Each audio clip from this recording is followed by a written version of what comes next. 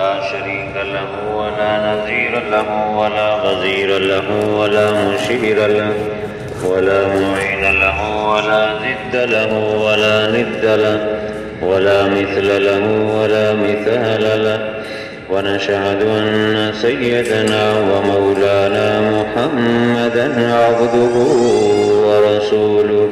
وصل على سيد الرسل وخاتم الأنبياء المبعوث إلى خلق كافة للناس بشيرا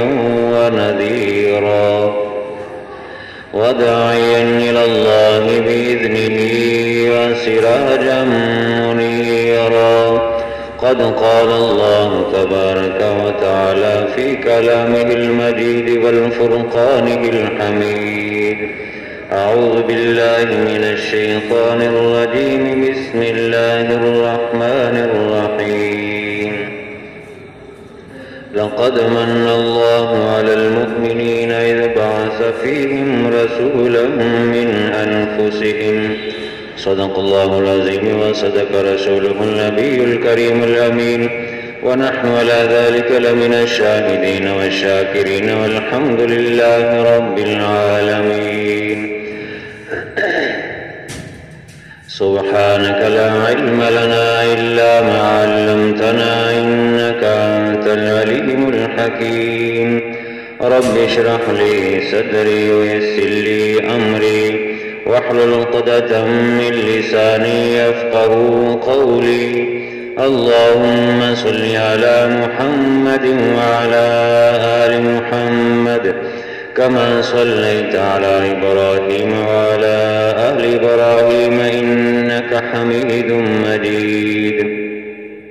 اللهم بارك على محمد وعلى آل محمد كما باركت على إبراهيم وعلى آل إبراهيم إنك حميد مجيد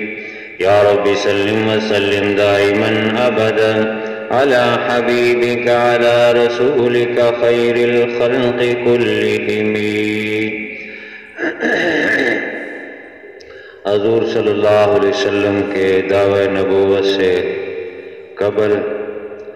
آپ کی ولادت اور اس سے پہلے اور اس کے بعد کے حالات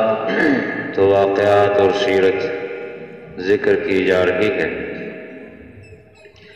حیضانت کا تذکرہ ہوا تھا کہ حضور نبی پاک صلی اللہ علیہ وسلم کو دودھ پہلے حضرت صوبیہ نے پلایا اور حضور صلی اللہ علیہ وسلم ان کا بہت احترام کرتے تھے اور ان کے لیے ہدیہ بھی بھیج دیا کرتے تھے، اور اس کے بعد پھر حضرت حلیمہ نے آپ کو دودھ پلایا۔ اس وقت عرب میں یہ رواج ہوتا تھا کہ بچے کو صاف شفاف اور اس کی اچھی نشو و نما کے لیے اور اس کی زبان جو ہے وہ اس میں فصاحت اور بلاغت کے لیے دیہات میں بیچتے تھے۔ دیہات کی جو زبان ہوتی ہے وہ ٹھیٹھ زبان ہوتی ہے، وہ خالص زبان ہوتی ہے ان کی اپنی، اس لیے تو اسی رواج کے تحت جو دائیاں آئیں بچوں کو لینے کے لیے مکہ میں، تو ان میں حضرت حلیمہ بھی تھی، اور یہ تفصیلات آپ سنتے رہتے ہیں۔ بہرحال حضور صلی اللہ علیہ وسلم کو دیکھتے ہی حضرت حلیمہ نے اپنے سینہ سے لگا لیا اور فرمایا کہ میں اسی بچے کو لے کر جاؤں گی، اور پہلے ہی دن سے جب بچے کو لیا تو حالات اور واقعات بدل گئے، یکسر بدل گئے، خیر و برکتیں شروع ہو گئیں۔ جو اونٹنی بالکل لاچار تھی وہ باقی سب اونٹنیوں سے تیز ہو گئی، اور جہاں وہ اپنے مقام قبیلہ بنی سعد حضرت حلیمہ کو جو قبیلہ تھا وہاں لے گئی تو اپنی بکریوں کو چرانے کے لیے لے جایا کرتی تھی، تو حضور صلی اللہ علیہ وسلم کو بھی ساتھ لے جاتی، تو ان کی بکریاں جو ہے بہت کمزور تھی، لیکن جب آپ صلی اللہ علیہ وسلم ساتھ ہوتے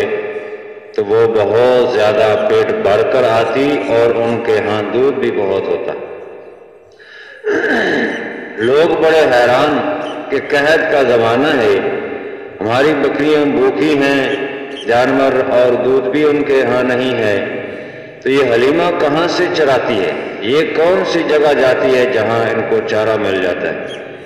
تو لوگوں نے اپنے چرواہوں کو کہنا شروع کر دیا کہ جہاں حلیمہ لے کے جاتی ہے اپنی بکریوں کو، تم بھی وہاں لے کر جایا۔ لیکن جب ایسے ہوا تو تب بھی ان کی بکریاں وہ بھوکی کی بھوکی آتی، اسی طرح خالی پیٹ تھوڑا بہت کھایا ہوتا اور دودھ بھی اتنا نہ ہوتا، کھائیں گے تو دودھ آئے گا، لیکن حلیمہ کی بکریاں ان کے پیٹ بھی بھرے ہوئے ہوتے اور دودھ بھی زیادہ ہوتا۔ تو حیران و پریشان آخر کار انہوں نے پوچھ لیا حلیمہ سے کہ یہ کیا ہے؟ انہوں نے کہا کہ یہ بکریاں چرتی کم ہے، یہ محمد صلی اللہ علیہ وسلم کو دیکھتی زیادہ ہے، انہی کو دیکھ کر یہ ان کا پیٹ بھر جاتا ہے۔ آپ صلی اللہ علیہ وسلم کی یہ برکات تھی کہ آپ نے ابھی اعلان نبوت نہیں فرمایا، لیکن ایسی برکات جو ہے، یہ وہ باتیں میں ذکر کر رہا ہوں جو باحوالہ اور مضبوط ہیں، جن میں تذبذب ہے وہ باتیں میں نہیں ذکر کرتا۔ تو بہرحال اس طرح یہ سلسلہ چلتا رہا اور 2 سال تک حضرت حلیمہ سعدیہ نے آپ صلی اللہ علیہ وسلم کو دودھ پلایا۔ 2 سال کے بعد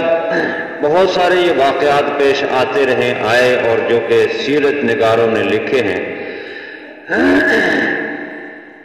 پھر آپ کو مکہ لے آئی حضرت آمنہ حضور صلی اللہ علیہ وسلم کی والدہ محترمہ کے پاس، جب واپس لائی ملا دیا،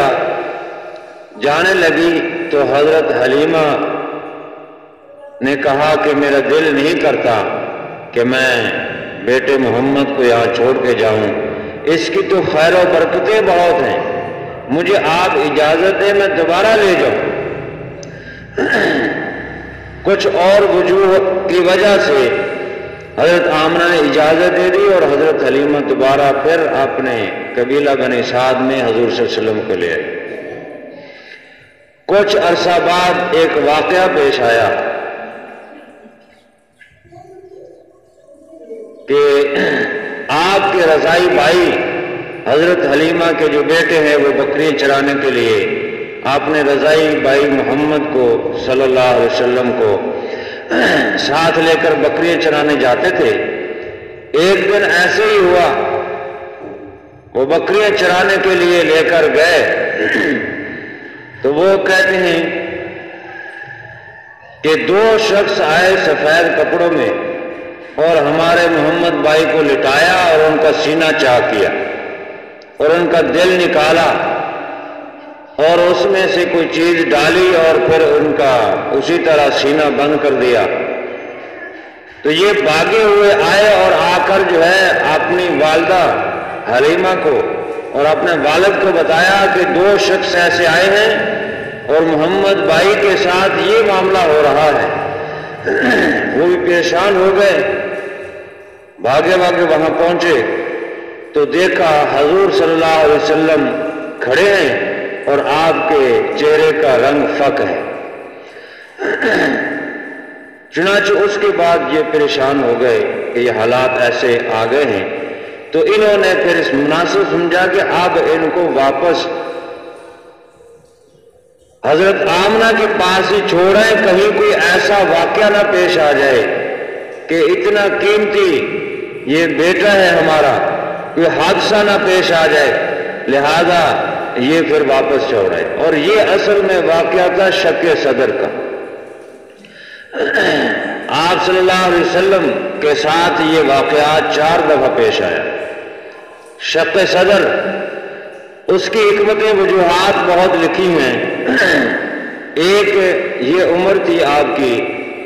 مختلف روایات ہیں 4 سے 5-6 سال کی تقریباً عمر تھی جب یہ حضرت حلیمہ سعدیہ کے پاس تھے تو شق صدر ہوا، جو واقعہ میں نے آپ کے سامنے ذکر کیا ہے۔ اسی طرح دوسری دفعہ آپ کی 10 سال عمر تھی تو شق صدر ہوا۔ تیسری دفعہ بعثت کے وقت جب آپ نے اعلان نبوت فرمانا تھا تو اس سے پہلے یہ واقعہ پیش ہوا۔ اور چوتھی دفعہ معراج کے موقع پر، معراج پر جب لے جانے کے لیے حضرت جبرائیل علیہ السلام تشریف لائے تو اس موقع پر چوتھی دفعہ۔ بہرحال یہ عمر کے 4 مختلف حصے تھے، اس میں 4 مختلف کیفیات ہوتی ہیں جو عام طور بچوں میں پائی جاتی ہیں۔ چونکہ یہ اللہ کے نبی تھے اور بلکہ نبیوں کے بھی نبی تھے، نبیوں کے بھی امام تھے، اس لیے اللہ تعالیٰ نے جو عام بچوں کے اندر کیفیات ہیں ان کو ختم کرنے کے لیے اور جو ایک عجیب و غریب حالات اور واقعات پیش آنے والے ہیں تاکہ ان کو برداشت کر سکیں، اللہ تعالیٰ نے 4 دفعہ یہ واقعہ آپ صلی اللہ علیہ وسلم کے ساتھ پیش آیا، آپ کا شق صدر ہوا۔ تو بہرحال یہ اس طرح پھر آپ کے بعضوں نے فرمایا کہ جو مہر نبوت ہے آپ صلی اللہ علیہ وسلم کی، آپ کے 2 شانوں کے درمیان، کندھوں کے درمیان ایک نشان تھا ابھرا ہوا جس کو مہر نبوت کہتے تھے، جس کو دیکھ کر پرانے تورات و انجیل زبور کے عالم جو ہے پہچان جاتے تھے کہ یہ واقعی وہی نبی ہے جس کی بشارتیں دی گئی ہیں۔ مہر نبوت اس کو کہا جاتا تھا، اور وہ اس پہلی دفعہ جو شق صدر ہوا اس موقع پر یہ مہر نبوت لگائی گئی، اور جبکہ دوسرے فرماتے ہیں کہ یہ آپ کی پیدائش طور پر ہی مہر نبوت تھی جو آپ کے دونوں شانوں مبارک کے درمیان تھی۔ تو بہرحال اس واقعہ کے بعد جو شق صدر ہوا تو حضرت حلیمہ جو ہے حضرت آمنہ کے پاس حضور صلی اللہ علیہ وسلم کو لے آئی، اور ان کے ہاں خوف ہوا کہ کہیں کوئی حادثہ واقعہ پیش نہ آ جائے۔ تو حضرت آمنہ چونکہ مکہ حضرت عبداللہ حضور صلی اللہ علیہ وسلم کا آبائی جو شہر ہے وہ مکہ المکرمہ تھا، وہیں تھے، تو وہاں سے جب آپ کی 6 سال عمر ہوئی تو ارادہ فرمایا حضرت آمنہ نے اپنے میکے جانے کی، اور حضور صلی اللہ علیہ وسلم کا ننہال حضرت آمنہ کا جو میکے تھا وہ مدینہ شریف میں تھا۔ تو آپ مدینہ شریف حضور صلی اللہ علیہ وسلم کو 6 سال کی عمر تھی لے کر آئیں، اور ساتھ ام ایمن بھی تھی۔ وہاں کچھ عرصہ رہی، جب واپسی ارادہ فرمایا تو مدینے سے باہر ایک مقام ہے، مقام ابواہ، اسی جگہ پر حضور صلی اللہ علیہ وسلم کی والدہ محترمہ حضرت آمنہ کی قبر مبارک، اس موقع پر اس جگہ پر جو ہے آئیں، تو چونکہ طبیعت پہلے سے خراب تھی یہاں ان کا انتقال ہو گیا حضور صلی اللہ علیہ وسلم کی والدہ محترمہ کا، اور آپ کی 6 سال عمر، اندازہ کیجیے والد محترم کا سایہ حضرت عبداللہ کا ولادت سے پہلے ہی اللہ نے اٹھا لیا، اور 6 سال کی عمر ہے تو والدہ کا بھی سایہ اٹھا لیا، ان کی شفقت بھی اٹھا لی۔ پھر ام ایمن جو ہے وہ حضور صلی اللہ علیہ وسلم کو لے کر مکہ آئی، اور عبد المطلب جو حضور صلی اللہ علیہ وسلم کے دادا ہیں ان کے سپرد کیا۔ تو بہرحال وہاں اور بھی تفصیل یہاں ذکر کی ہے۔ تو اس 1 ماہ جو قیام کیا مدینے میں، وہاں آخری دنوں میں چونکہ طبیعت خراب تھی تو انہوں نے چاہا واپس جائیں، لیکن رستے میں اللہ کو منظور یہ تھا، تو حضرت ام ایمن جو ہے وہ لے کر مکہ میں عبد المطلب کے سپرد کیا۔ حضرت خواجہ عبد المطلب جو ہے حضور صلی اللہ علیہ وسلم کے جو دادا ہیں وہ آپ کا بہت خیال کرتے تھے، آپ کے ساتھ بہت شفقت والا معاملہ کرتے تھے، آپ سے بہت پیار کرتے تھے، آپ کا نام بھی انہوں نے رکھا تھا۔ چنانچہ وہ اپنے بیٹے جو حضرت عبد المطلب کے حضور صلی اللہ علیہ وسلم کے جو چاچا لگتے تھے ان کا اتنا خیال نہیں کرتے تھے جتنا آپ نے اس پوتے حضور صلی اللہ علیہ وسلم کا خیال کرتے تھے. حتیٰ کہ جب عبادت کے لیے بیت اللہ جاتے تو بیت اللہ کا جو سایہ ہوتا تھا وہاں ایک خاص قسم کا فرش بچھاتے, ایک قالین بچھاتے اور اس پر کسی کو قدم نہیں رکھنے دیتے تھے اور اس پر حضور صلی اللہ علیہ وسلم کو اپنے پوتے کو بٹھاتے تھے. ابو طالب یا دوسرے حضرات کبھی غلطی سے وہاں آ جاتے تو ان کو ڈانٹتے تھے کہ تم یہاں پہ نہ بیٹھو, یہ میں نے اپنے پوتے کے لیے بچھایا ہے, وہی یہاں پر بیٹھے تھے. اتنا آپ کا خیال رکھتے تھے. اور کوئی چیز کبھی گم ہو جاتی تو حضور صلی اللہ علیہ وسلم کو بھیجتے, فرماتے جب میں اپنے اس پوتے کو بھیجتا ہوں تو وہ چیز مل جاتی ہے, ان کی خیر برکت وہ ہے. اور ایسے ہی ایک موقع پر اونٹ گم ہو گیا تو آپ کو بیت اللہ کی دیوار کے سائے کے پاس بٹھایا ہوا تھا, تو آپ طواف کر رہے تھے, تو آپ نے یعنی خواجہ عبد المطلب نے حضور صلی اللہ علیہ وسلم کو بھیجا کہ آپ جاؤ, جا کر اونٹ تلاش کر کے آؤ. تو اونٹ تلاش کرنے گئے حضور صلی اللہ علیہ وسلم, 6-7 سال عمر تھی, تقریباً 8 سال سے کم ہی تھی, تو کچھ دیر ہو گئی. تو اس دوران خواجہ عبد المطلب پریشان ہو گئے کہ میرا پوتا محمد صلی اللہ علیہ وسلم وہ کہاں ہے. چنانچہ شعر پڑھنے لگے کہ ردی الی راکبنی محمدا یا ربی ردی ہوں وسنا عندی یدن, کہ اے اللہ میرے پوتے کو جو سوار ہے اونٹ کو ڈھونڈنے کے لیے گئے ان کو واپس بھیج دے میری طرف. جو تو نے مجھ پہ بہت بڑا احسان کیا ہے یہ پوتا عطا کر کے, تو اس پوتے کو واپس میری طرف بھیج دے اور یہ احسان کہیں مجھ سے کھینچ نہ لینا. تو یوں یہ شعر پڑھتے تھے اور دعا کرتے تھے. لوگ حیران ہوتے تھے کہ عبد المطلب کو اتنا فکر ہے اپنے پوتے کا, اس قدر خیال رکھتے تھے. جب 8 سال ہوئی تو خواجہ عبد المطلب کا بھی انتقال ہو گیا. 8 سال کی عمر میں آپ کے دادا ان کا سایہ بھی اٹھ گیا. آخری وقت میں نصیحت کر دی تھی کہ ابو طالب جو حضرت علی کے والد ہیں ان کو کہ تم جو ہے میرے پوتے کا خیال رکھنا میرے بعد اور اپنی کفالت میں. جب حضرت خواجہ عبد المطلب کا جنازہ چلا تو روایات میں موجود ہے, ام ایمن فرماتی ہے کہ میں نے حضور صلی اللہ علیہ وسلم کو دیکھا جنازے کے پیچھے پیچھے چل رہے ہیں اور رو رہے ہیں, اپنے دادا کے غم میں رو رہے ہیں. اس قدر آپ کے جو ہے اللہ تبارک و تعالی نے ایک نقطہ یہ بھی مفسرین نے بتایا ہے جہاں پر اور بہت ساری چیزیں ہیں کہ یہ ایسے رشتے ہیں جو حضور صلی اللہ علیہ وسلم کی کفالت کر رہے تھے. آپ کے والد کا سایہ پہلے اٹھ گیا کہ کہیں والد سے بچہ کوئی چیز مانگتا ہے, پیسے مانگتا ہے, کھلونے مانگتا ہے, اور چیزیں مانگتا ہے, سیر کے لیے کہتا ہے, تو اللہ تعالیٰ نے فرمایا میرے محبوب تو میرا محبوب ہے, مجھے یہ پسند نہیں کہ میرا محبوب مجھے چھوڑ کر کسی کو کہے کہ کھلونا دو, کسی کو کہے چاہے وہ والد ہی کیوں نہ اس کو کہے کہ مجھے سیر کے لیے لے چلو. فرمایا تمہیں سیر کے لیے تو میرا محبوب ہے, میں خود سیر کراؤں گا وہاں کی جہاں کسی نے سیر نہ کی. چنانچہ 7 آسمان عرش معلیٰ اور کہاں کے اللہ نے سیر کرا دی حضور صلی اللہ علیہ وسلم کو. اسی طرح پھر خواجہ عبد المطلب کی کفالت میں رہے, تربیت میں رہے, اور 12 سال کی عمر ہوئی تو آپ نے تجارتی سفر بھی کیا ابو طالب کے ساتھ, شام وغیرہ, بصرہ وغیرہ. یہ جو 12 سال کی عمر میں جو پہلا سفر تھا یہ بصرہ کی طرف تھا. اس میں بھی کئی واقعات پیش آئے کہ جب بصرہ کے قریب پہنچے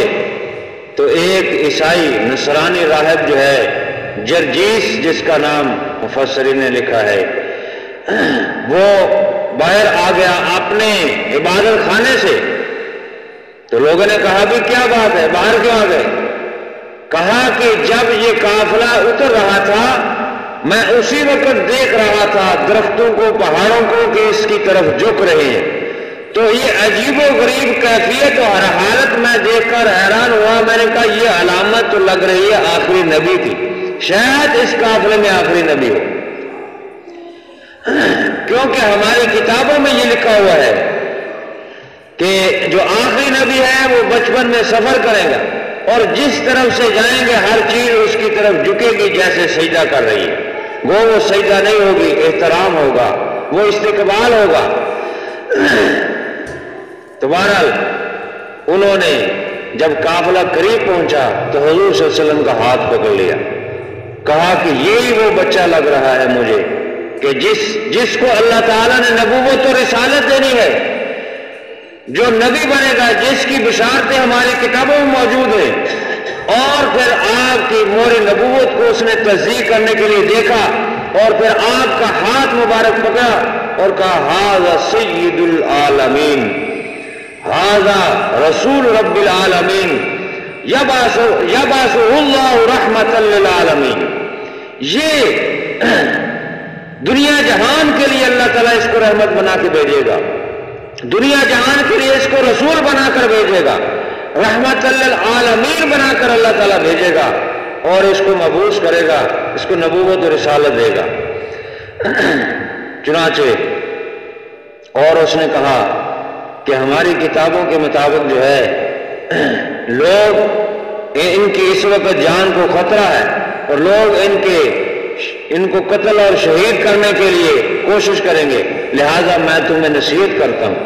کہ تم ان کو واپس لے جاؤ، مزید آگے شام کی طرف اپنے سفر میں ساتھ نہ لے جاؤ بلکہ واپس لے جاؤ۔ سرداران قریش نے پوچھا جو ساتھ ہے کہ آپ کو کیسے پتا چلا؟ تو انہوں نے پھر وہی باتیں دہرائی کہ جب یہ قافلہ آ رہا تھا شجر و حجر ہر چیز ان کی طرف جھک رہی تھی، سجدہ کر رہی تھی، اور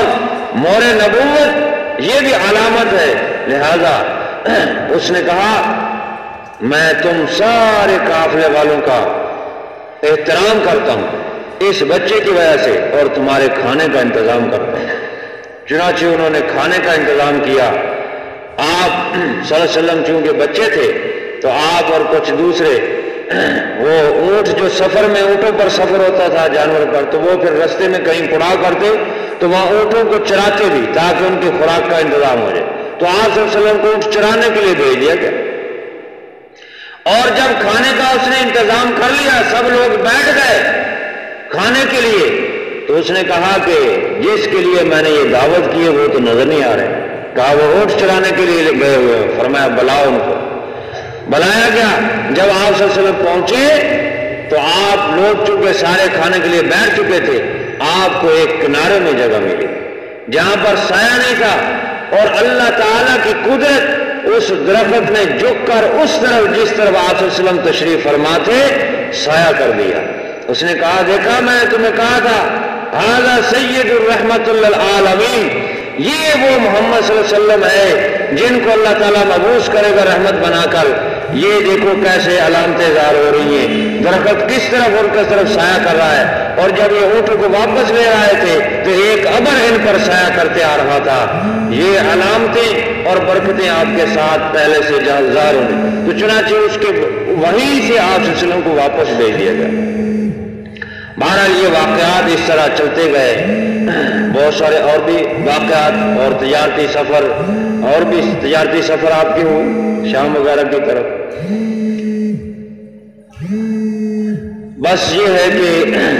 اب بات سمیٹنے کی کوشش کر رہا ہوں کہ بات کہاں سمیٹوں، اتنی تفصیل ہے، اتنی لمبی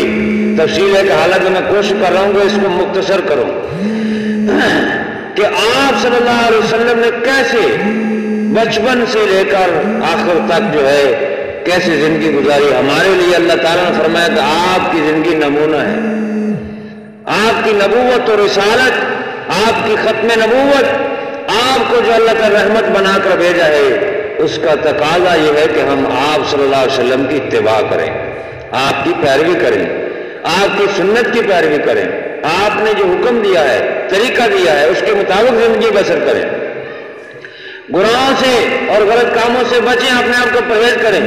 اور آخر میں ایک بات عرض کرنا چاہتا ہوں، آپ کے وساطت سے وقت کے حکمرانوں کو، اگر کوئی یہاں پر ایجنسی کا آدمی بیٹھا ہے تو وہ بھی نوٹ کرے، اس وقت جو حالات ہیں ملک کے بہت خراب ہیں۔ حکومت پاکستان ایک طرف تحریک لبیک والے ہیں